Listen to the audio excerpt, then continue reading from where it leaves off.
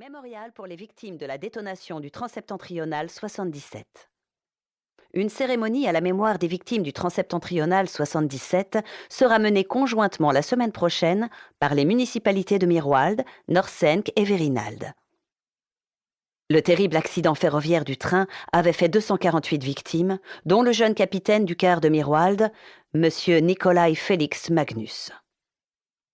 Prologue. Solal. Alors ça y est, c'est à moi de parler ?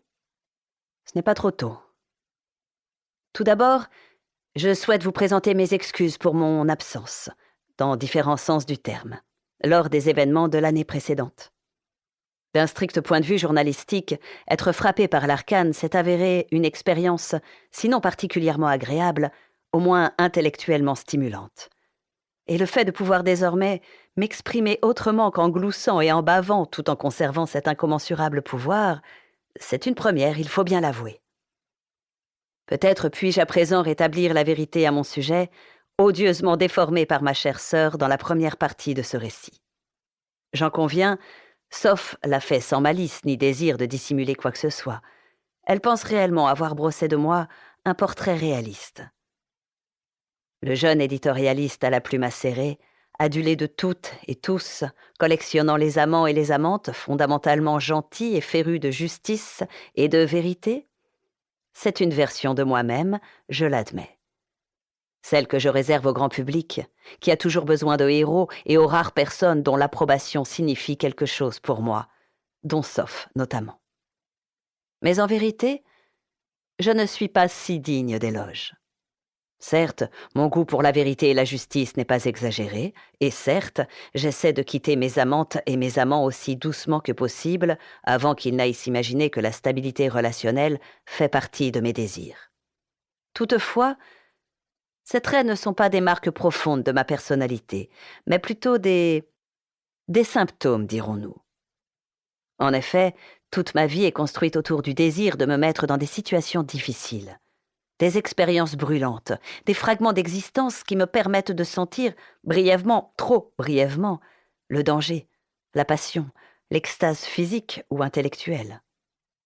Je suis un jouisseur, car c'est là tout ce qui me sépare de l'abîme.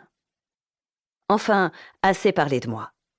Voilà une phrase que je prononce rarement, tant je reste mon sujet de conversation favori. Mais il est temps d'être sérieux. Les événements qui vont suivre sont, contre toute attente, bien plus importants que ma petite personne, quand bien même elle serait infusée d'un incroyable pouvoir magique. Mon objectif sera donc de rétablir la vérité, ma vérité. N'est-ce pas un but des plus louables ?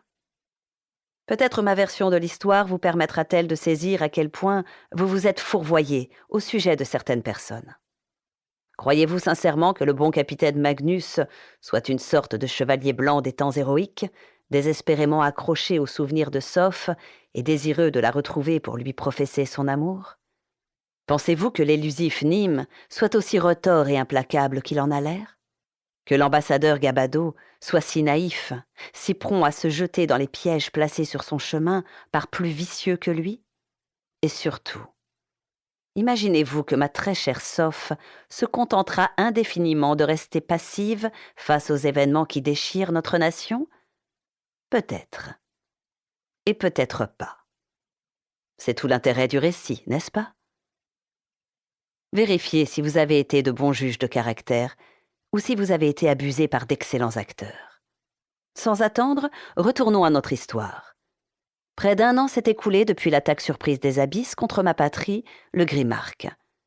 Que s'est-il passé depuis lors ? Chapitre 1. Gabado. Reprendrez-vous un peu de cet excellent rhum xamoréen, très cher ? Je vous vois lorgner sur la bouteille depuis tout à l'heure. Gabado retint de justesse un scintillement de surprise et se força à analyser la situation. Yulbagob n'avait aucun moyen de savoir vers où s'égarait le regard de l'ambassadeur, dissimulé par l'eau noire de son réservoir. Elle l'avait simplement déduit de son silence, qui s'éternisait un peu trop. Comme tout le monde à la surface, elle professait des mensonges. Il était grand temps qu'il cesse de trébucher sur chacun d'entre eux. J'étais simplement... Pour continuer à écouter ce livre audio gratuitement, cliquez sur le lien dans la description et vous pourrez l'écouter en entier sans frais grâce à l'essai de 30 jours d'Audible.